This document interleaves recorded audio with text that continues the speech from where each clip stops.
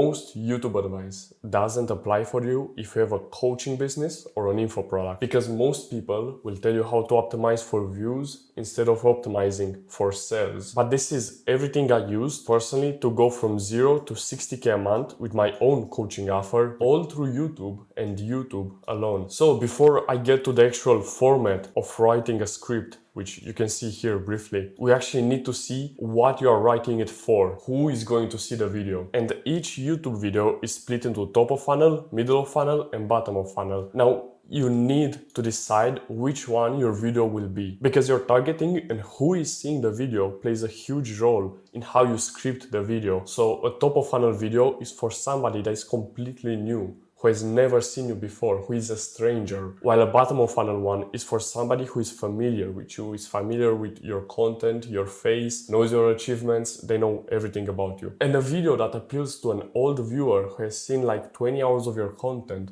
will not appeal to somebody who is new. Top of funnel videos is how you'll talk to a stranger, and bottom of funnel is how you talk to your best friend. So when you're talking to your best friend, it's not like you need to introduce yourself to like say what you do. You already know each other. You cannot go up to a stranger and act like you are best friends. Like he doesn't have any context about you, so he won't be able to understand most of the things you're talking about. He doesn't understand inside jokes. He doesn't understand a lot of things because he just met you. And our whole goal is to take people from top of funnel to bottom of funnel through YouTube, through your videos. So this is how familiar people are with you as a person. And this also corresponds with this. People in top of funnel will be problem aware. They know what the problem is. For example, not making enough from video editing, but they don't know what the solution is, right? So your goal is to take them from problem aware to solution aware, and also from top of funnel, barely knowing you, barely recognizing your face, to middle of funnel. Then they become solution aware. So they know what the problem is and also how to fix it. So for example,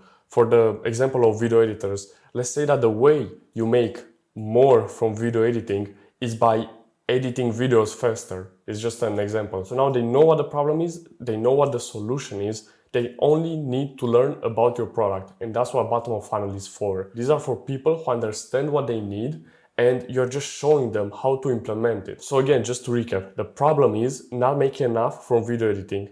The solution is going to be editing videos faster. And the way you edit videos faster is with editing templates and your coaching or whatever your product is that makes them edit videos faster. So after a few uploads, you want to be in a situation where viewers who are problem aware can discover your channel, and slowly over time, over the course of like 20 hours watch time, they go to product aware without you basically doing anything. That's the whole goal of YouTube, is taking people from problem aware to product aware, and from top of funnel to bottom of funnel. 99% of the videos that you make will be centered around answering a question. So this is a good way to visualize those questions, just compared to the awareness funnel. That's familiarity with the issue. But in coaching, people buy from people. Like, it's extremely important to have a connection with your viewers. And that's what this funnel is for. So top of funnel is for getting new people into the ecosystem.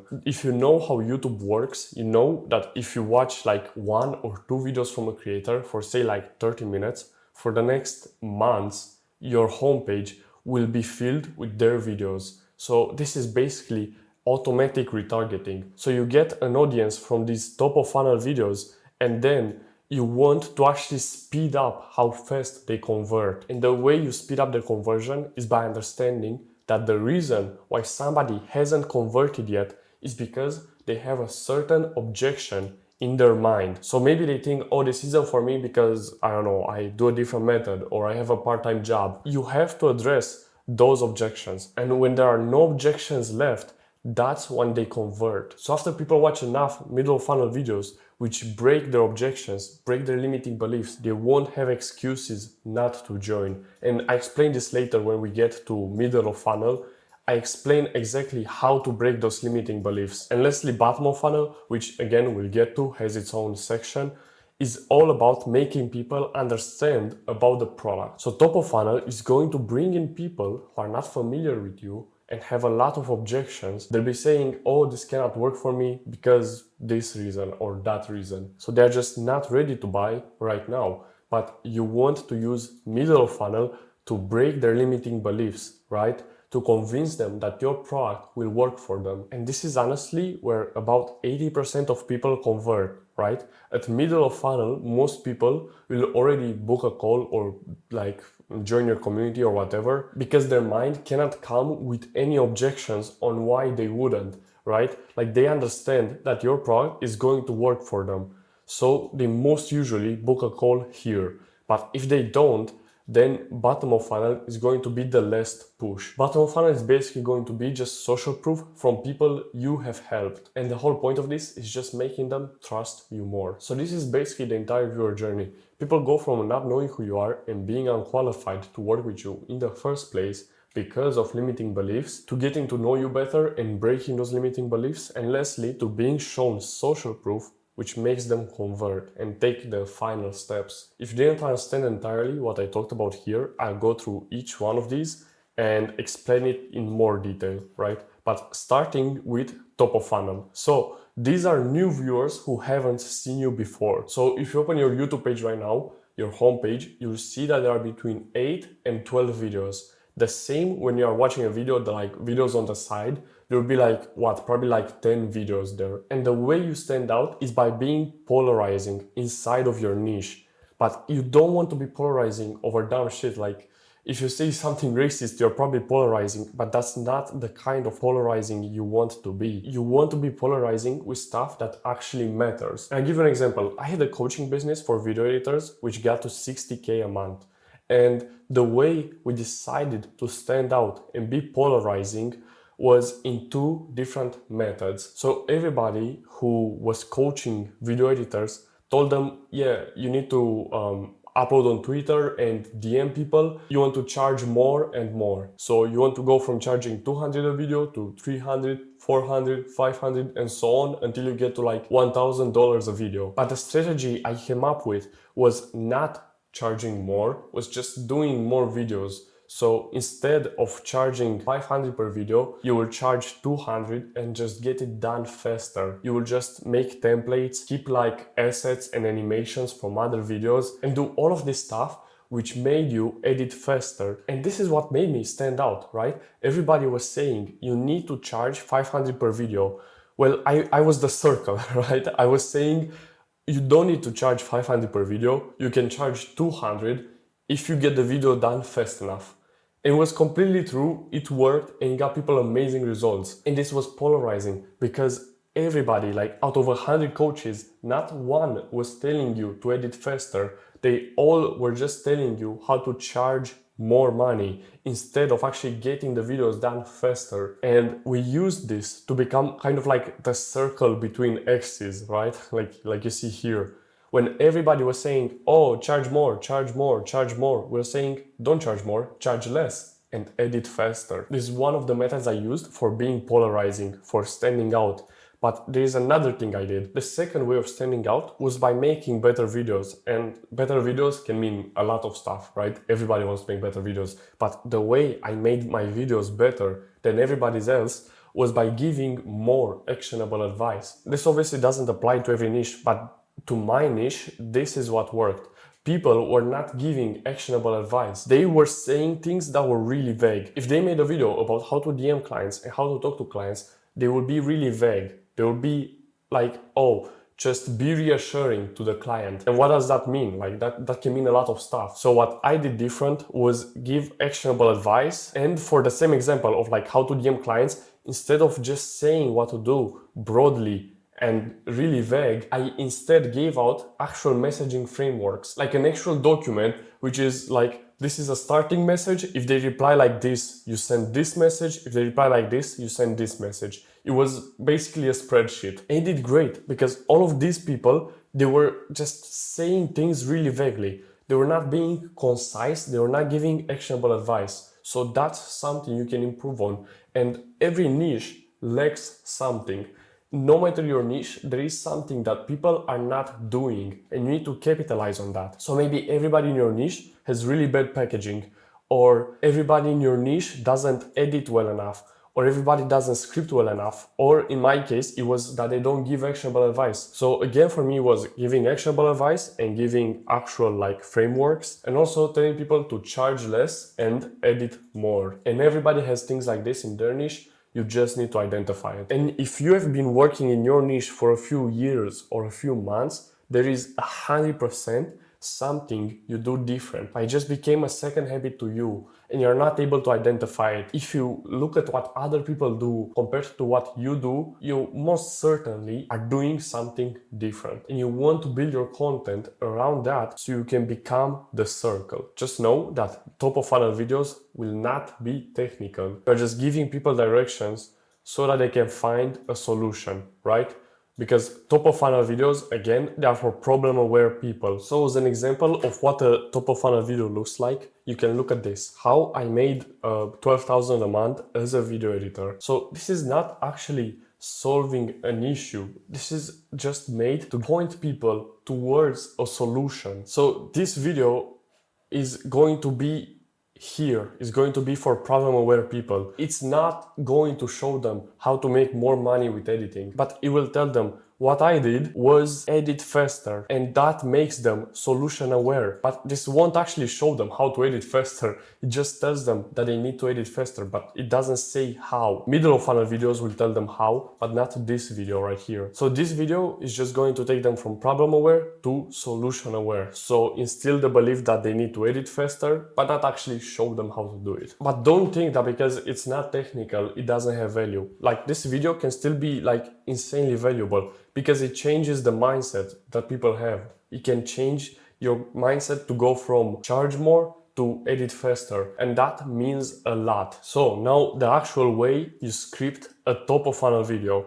First of all, you need to understand that if you are going to make a mistake, you better make it later. Your hook and the first minutes of your video have to be as flawless as possible. You can shoot as many takes as you need for the beginning of the video, because viewership goes down with length, obviously. Like we've all seen a YouTube graphic, this is how it looks like. And if you're going to make a mistake and say it's going to lower your viewership by 10%, it's better to make that mistake later than earlier. Because if you have in total like 100k viewers, if you drop by 10%, then you lose 10k viewers on a mistake that's here, right? So it's going to be minus 10k. But here, where you have, say, 9,000 viewers left, so if you make a mistake here, you're going to lose 10% of 9k. So that's like 900 people.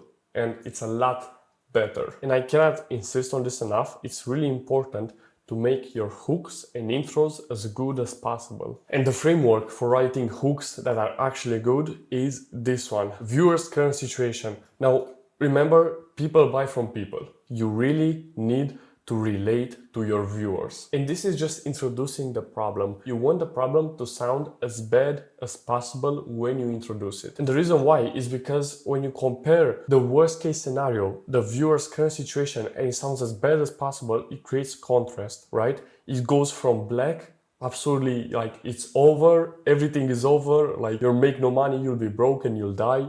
When it goes to their dream outcome, there is a lot of contrast created here. When you don't have problem agitation and it goes from being alright to dream outcome, is a lot more subtle. There is not a lot of contrast here. So it's really important to make the viewer's current situation sound as bad as possible. And you do that through problem agitation. So the way you create problem agitation, one of the methods, listing previous attempts. So you don't want the viewers to believe that your content and solution is optional. You need your viewers to believe that your solution is the best and none of the other ones don't work, because your viewers won't seek help if they feel like they don't need you. And by listing previous attempts to get the dream outcome and saying how they didn't work, will make people believe that your solution is the only one which works. So the way I did this in my content was by saying I was stuck at 3,000 a month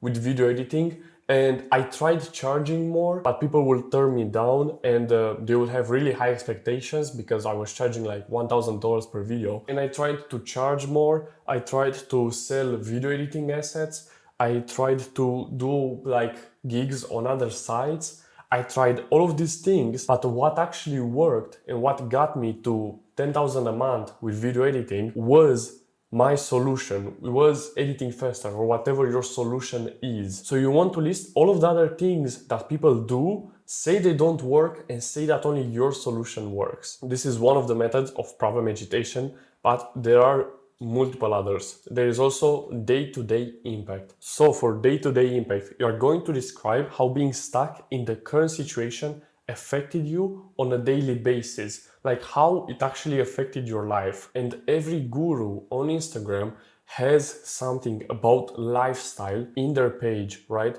So it's going to be a car, it's going to be a like beautiful location, it's going to be like whatever thing about lifestyle. And the reason why is because a nice lifestyle is the most desired thing possible. Like almost everybody works because they have the desire of a certain lifestyle. So it can be like quitting your job, it can be a car, it can be whatever that's related to lifestyle. And what you want to do is describe your situation before finding the solution and after. So for example, you can say that, oh, before I edited videos faster, I used to make only $3,000 a month and I had to work a part-time job. I couldn't afford rent and I couldn't provide for my family. My kids hated me or whatever. Just anything that can make your lifestyle before finding the solution sound as miserable as possible. And then after finding the solution, I went from making 3,000 a month with editing to making 10,000. Allowed me to buy my dream car and go on vacations and get married. So you are describing your life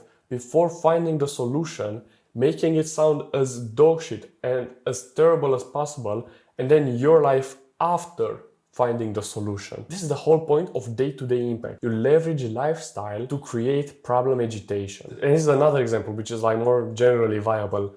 Being paid this little made me not even want to work on the project. I will dread work and procrastinate. Comparing hating work and dreading to work and procrastinating before to the after, which is I love my work, I wake up excited to work, and again, use emotions in order to get a point across. In anything that's coaching or info, you are selling to other people. So don't be afraid to leverage those things. Don't be afraid to leverage emotions. For this, you literally want people to feel sorry for you, right? When you describe how your life was before finding the situation, the emotion that you should give off is pity. People should feel pity for you. And another way of creating problem agitation is with if I didn't change scenarios. So what you want to say is that if you didn't discover your solution, you would be in a terrible situation. So you're going to say that you're here right now, but if you didn't discover the solution, then you would have been right here. And that again will make people believe that your solution is the only one that works. So right now I'm making $10,000 a month. I love editing, but if I didn't learn how to edit faster 3 years ago, then right now I would be in a dead-end job. I would hate my work, my wife will hate me, and whatever else you can say that makes people feel pity. So day-to-day impact goes from bad to good, and if I didn't change scenarios, go from good to bad. So these are 3 methods of creating problem agitation when you are in this section of viewer's current situation of the hook. Now, after you go from viewer's current situation, you want to go to social proof. And there are 3 ways of doing social proof, 3 methods. It can be your results, client results, and external results. So for your results, it's like obviously just saying what you achieved. So find your greatest achievement in this niche and just say that. So for example, for me, it was getting to $10,000 a month with video editing. Then it's client results. If you make a personal video, you'll be using your results. But a video is more of a guide, more of a how-to video, then you should be using client results. But obviously, if you don't have client results, you just want to use your results for the time being. And the last type of social proof is external results. You are just leveraging somebody's popularity. So for example, if you haven't done this email marketing technique, you also haven't helped your clients, then maybe Iman Ghazi, who is famous, is successful. So somebody else using this method makes it become believable. Next, after social proof, you will make a roadmap of the video. video. So now we have established the dream outcome and also made it desirable. Through this, we made it so that the dream outcome is something they really want now. And you have also established your social proof. You have established who you are and proved that you can help them. For the roadmap, you're going to explain how you're going to get them to the dream result. And the way you do this is by sectioning your video into certain steps, methods, or chapters. So for example, like the video you're watching right now has this. When I explain how to do a hook, I explain it through 4 steps. Your video should have something really similar. It should have this kind of chapters or methods or steps. And in the roadmap section, where you introduce what you'll be talking about, you want to use risk reversal and reassurance on your viewers. Risk reversal. Wanting your viewers to listen to you yap for 15 minutes to 1 hour is a big ask. It really is. Like for somebody who works like 10 hours a day, they are giving away a tenth of their day, right, to watch your video, which is 1 hour. And you want to make people understand that watching your content for the next 1 hour is going to be worth it. And earlier on these steps, I explained how to use emotional thinking, but now you want to use rational thinking. So an example of doing this is by saying, so if I helped Matthew with this, get from $3,000 a month video editing to $4,000 a month, I guarantee you will learn something new from this, or at least get another point of view. Another example, I've been editing for 4 years, made all of the mistakes you could have made, and in the next 1 hour you will learn at least one thing you haven't known before. Now this uses rational thinking. If you are going to listen to somebody yap 1 hour about a thing, will you learn something new rationally? Yes or not? You will 100%. And no matter how experienced you are on a topic, if you listen to somebody talk about it for 1 hour, you will learn something new. Like I genuinely believe that you could be the best copywriter for YouTube videos, but if you watch this video, which I don't know how long it's gonna be, I think it will be 1 hour, you will learn at least something new. And this is basically factual.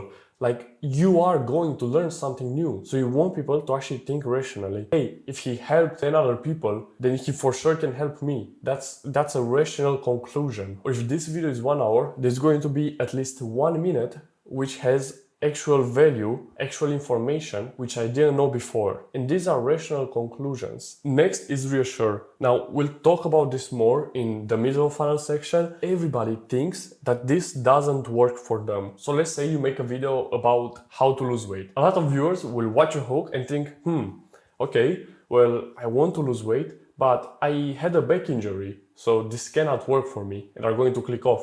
Or they're going to think, oh, okay, well, I want to lose weight, but I have kids or something, so this doesn't work for me, or my metabolism is slow, or 1,000 other excuses, right?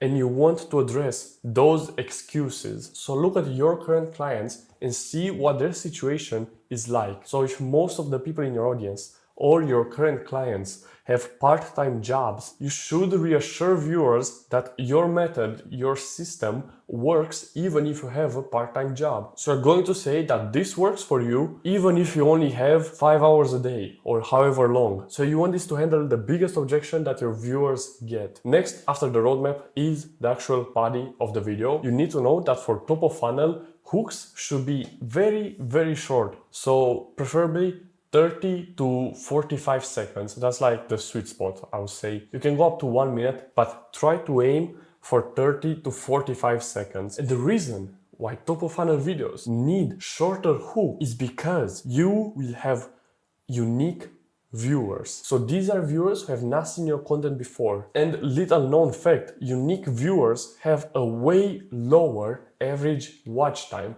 They click off a lot sooner. Meanwhile, the returning viewers will watch for a lot longer. From my experience, this is really hard to track inside of analytics, like the watch time per person. I've noticed that returning viewers on average watch at least 30 to 40% longer than unique viewers. And because of that, when you are making a video for unique viewers, a video that is top of funnel, you want to get to the first value hit as soon as possible. So that means a shorter hook. So that's the entire framework for the hook. Now for the actual body. So the body of the video, the actual script, is going to follow this framework every single time.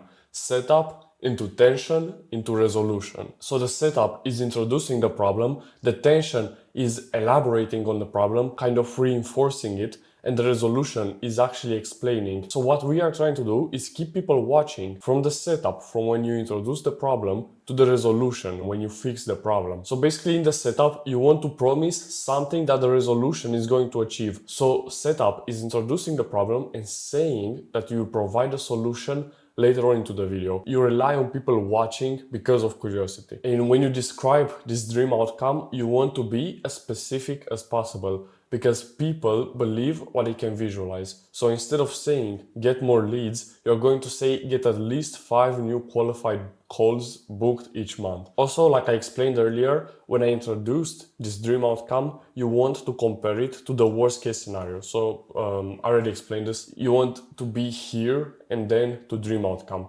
Basically using the same methods as here, but not in the hook, in the actual body. So that's the setup. It's introducing a problem and creating an open loop around the resolution. Basically introducing the problem and saying that you'll use a certain system to fix it. Next is the tension, and the whole point of the tension is to help viewers understand the resolution. And every single person who has a personal brand on YouTube does this. For example, Alex Hormozy tells the story of how he was sleeping in gyms when launching his first company. Iman Ghazi also tells his story about how he was living in a village in Russia and he had a single mother or something. Everybody with a personal brand tells a story. And the reason why is because using a story or a mental image increases information retention by 300%. And Seth Godin put it best. He was a marketer at Yahoo during their prime, during their best years. And he said that marketing is no longer about the stuff that you make, but about the stories you tell. That's how important having your personal story is. But in the tension, you don't necessarily need to use your personal story. You can use a story of a client,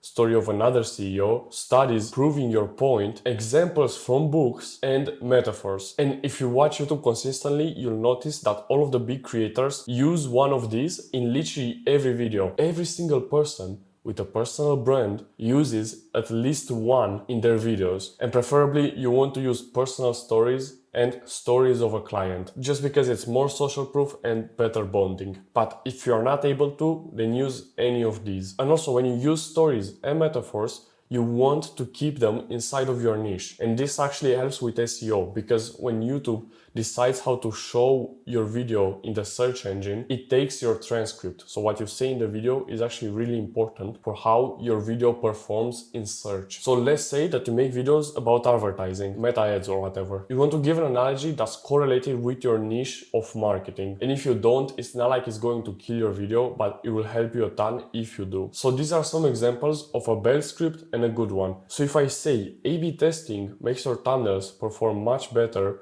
and increases your CTR, I'm getting the point across that you should A/B test your thumbnails, but I'm not reinforcing it. In this method, I'm basically just making a statement, but I'm not putting anything behind it. Compared to this, which is how a good script looks like. I won't read it all, you can pause and read it, but I basically tell a personal story, explain how I was making good videos but didn't get views because of my packaging. And I compare being in the worst case scenario where I was getting 50 views and the best case scenario, which is changing people's lives and having people DM me being grateful that my videos helped them. And the way I got from this worst case scenario to the dream outcome is with better packaging, so A/B testing thumbnails. And in both scripts, I'm saying the same thing. There should A/B test your thumbnails. But you can see when I attach a story to it, people just pay more attention to the resolution. They just absorb information better. So the exact same value, because I'm basically saying the same thing,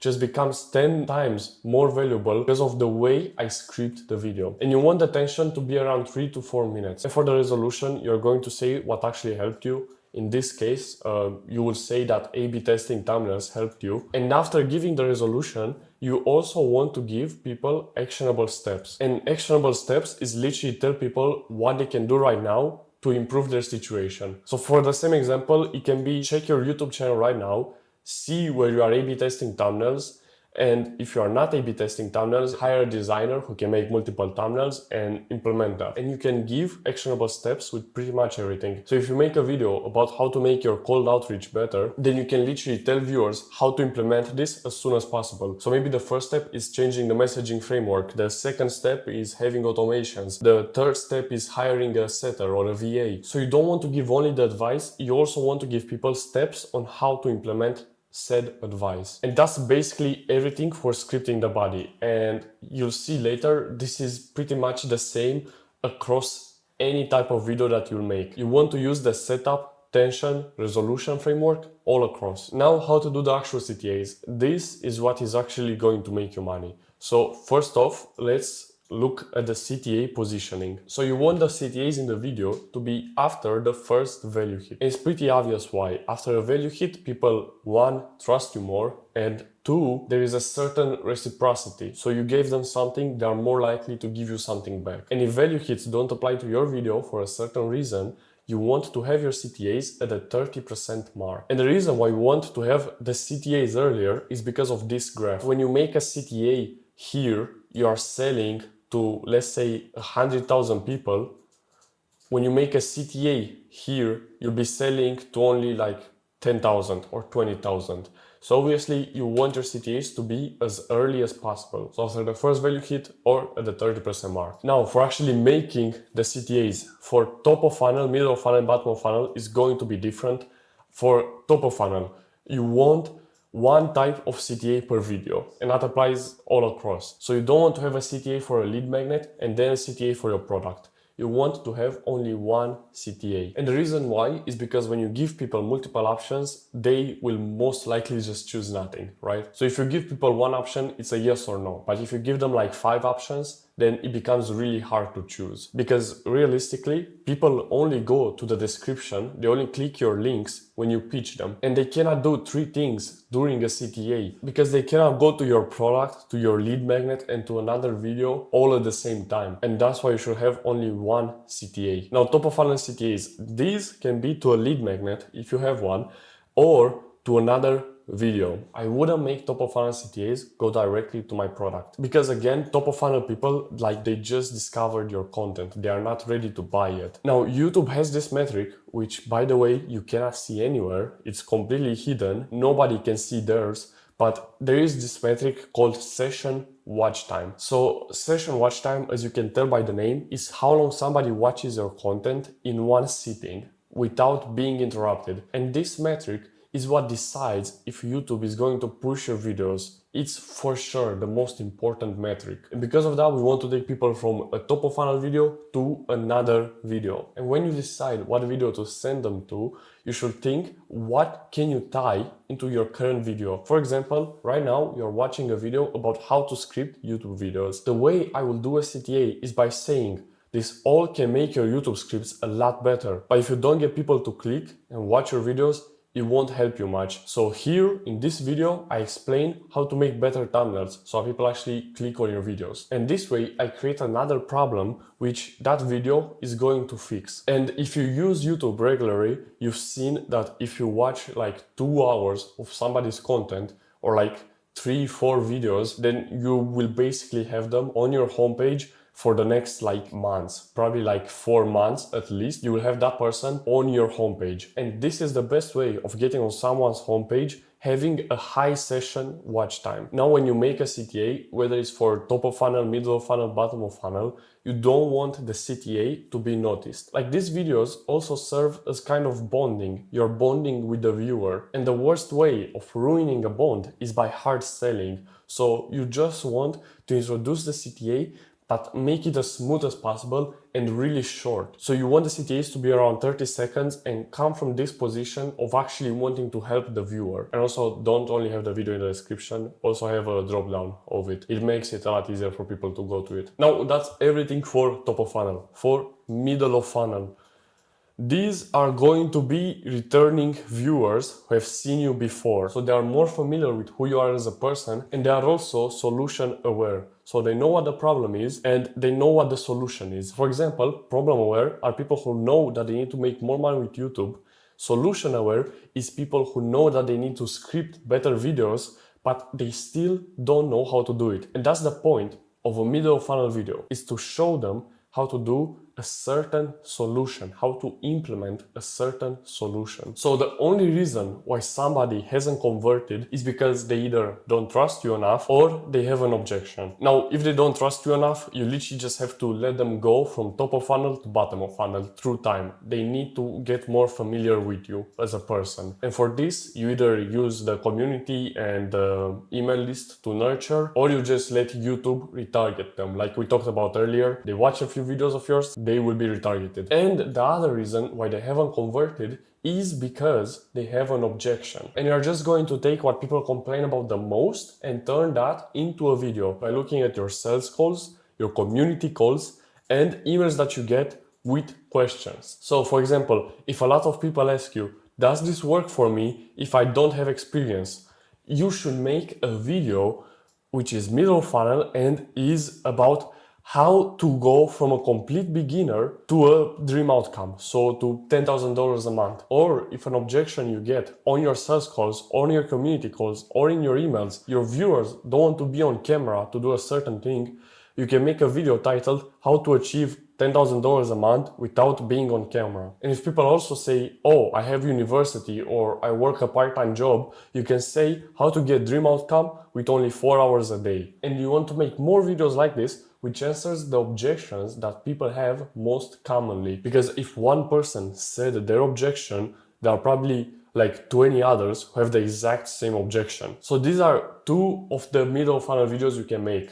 Objection handling videos, which target viewers who are returning. They target people who have already seen you before. Next, it's solution-aware videos. Now, these are videos which basically fit the how-to framework. So it's how to do a certain thing. And these videos rely very, very heavily on search, but that's a great thing because people who search up how to do a certain thing are always the most qualified. So somebody who looks up how to make more money with editing is not going to be a high quality lead. They are not going to be high intent.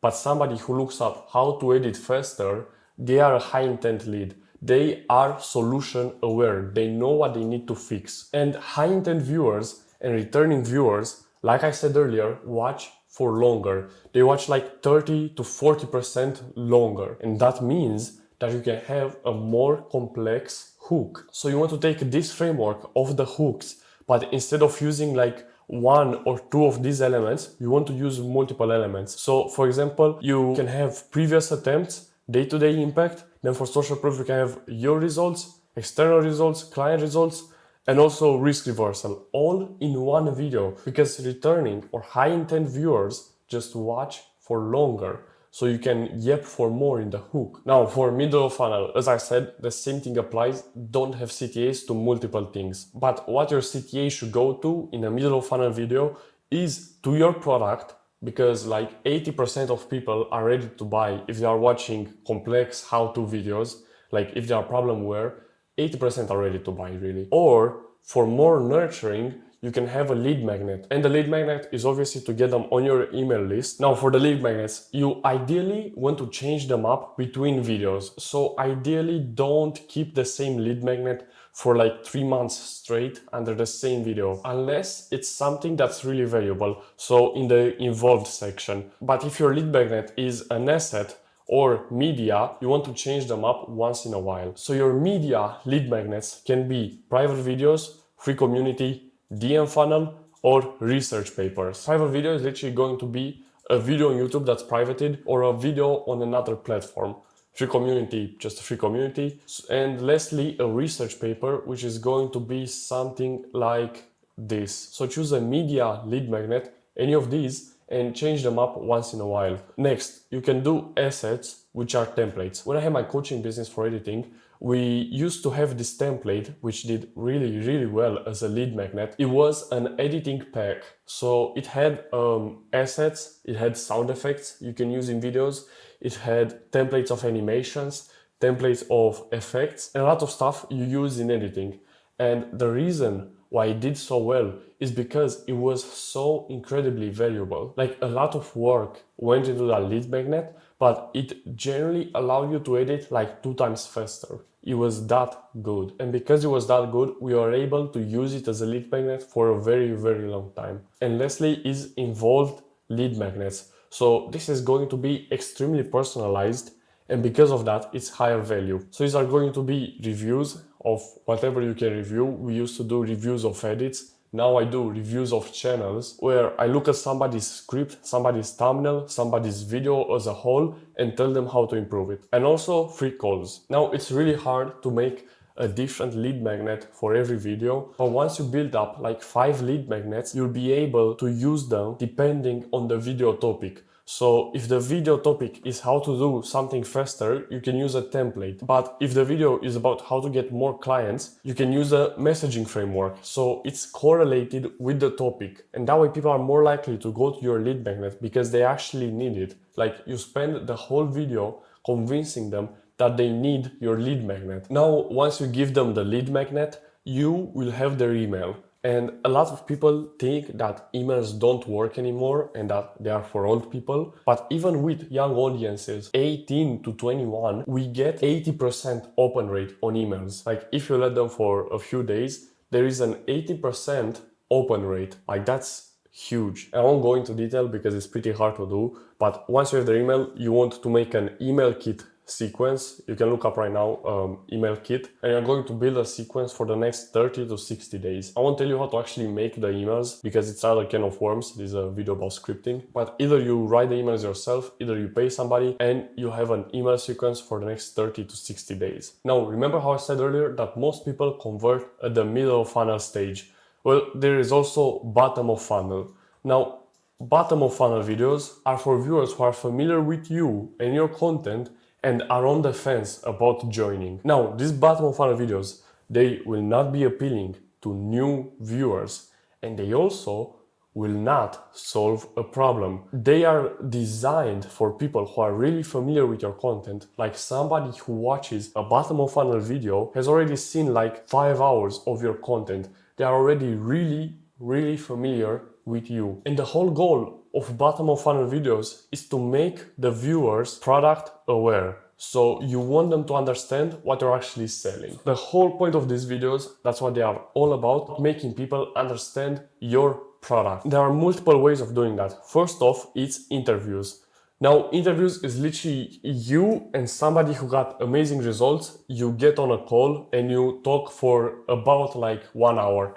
And after cutting, it's going to be like 20 to 30 minutes. The interviews are going to be very lightly edited and not really scripted. There is a way to make them kind of scripted, which I talk about now. So what dictates the script of an interview is the questions you ask. So you cannot do much in post-production. You can reorder the questions in post-production, but most often than not, what is going to make a difference in the script for interviews is literally what you said during the interview. And so when you ask questions for your interviews, you want to follow this framework.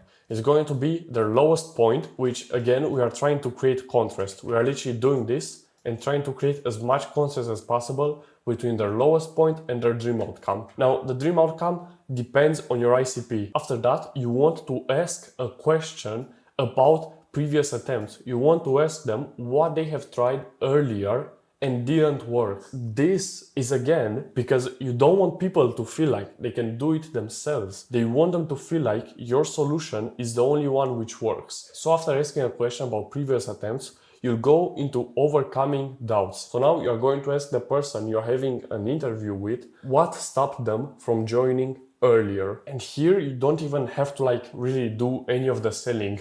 They will be like, oh, I didn't join earlier because I was working a part-time job and I thought that this couldn't work. But then I joined, and while having a part-time job, I made it work. So they will be doing the selling themselves. And then after all of this framing, with like the lowest point, the dream outcome, the previous attempts, overcoming doubts, this is all to frame and get the viewer in the right mindset. Then for the next like 50 minutes, you are going to ask him about the actual process. Like what he actually liked in the program. So you're going to ask him what made the like biggest difference. He's going to say, oh, I really liked the coaching calls, the weekly coaching calls, then you'll be like, oh, what did you like about it? And you just go on and talk about things inside of the program. And the best thing with an interview is that you are not doing the selling. Because when you do the selling yourself, when you say, this is the greatest program ever, like you get so much value from the weekly coaching calls, people don't really buy it when you say it.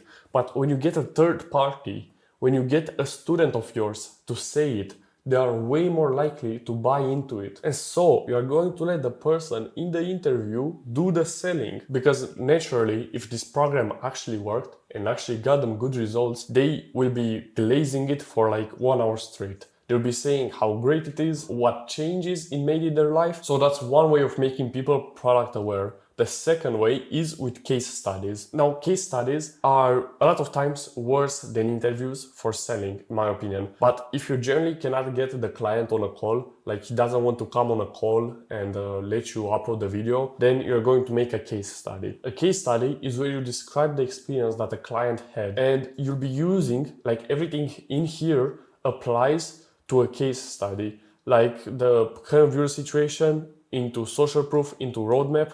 Everything, including the scripting of the body, applies to the case study. The only difference is that you'll be talking a lot more about the product. Again, the whole point of this is making people understand the product. So you want to talk about it as much as possible. And after that is community calls. Now, when I was doing my coaching business for video editors, community calls had an amazing conversion rate. And the reason why is because you are showing what the product looks like firsthand. So I literally had a weekly coaching call from the program cut up and put on YouTube. That was literally it. It was like a Zoom recording or a Google Meets recording put on YouTube. And one, it was really high value. And two, it showed directly what the product looks like. So these are the 3 type of videos you want to use in order to make viewers be product aware. Now for CTAs on bottom of funnel videos, these obviously go to the product, because no matter what format out of the 3 you choose, in all of them, you are talking about the product. So the CTA has to be to the product. Now interviews, the whole point of them is to keep them as raw as possible. Like when we have an interview, we literally try to keep noise in the microphone, right? And also we try to keep mic pops. Like if there are like little snaps like this into the microphone, we literally keep them for a video that is in an interview. Now, interviews don't need CTAs. You already have a person glazing your program for like, I don't know, 30, 40 minutes straight. You don't need a CTA. But for the rest, you should have a CTA. And in community calls, you have to do a CTA in the post-production. You don't really have a choice. So after the community call, you are going to sit down, record a CTA, be like, hey, if this sounds interesting, you can click the link below, whatever. And we add it into the video in the post-production. And this is everything. Now, this is really complex. You will probably need to come back to this a couple of times, honestly. You maybe want to add your own insights, like maybe tailor it to your current situation. Yeah, if you want to save all of these frameworks, then you can click the link below and I'll send you the entire Miro.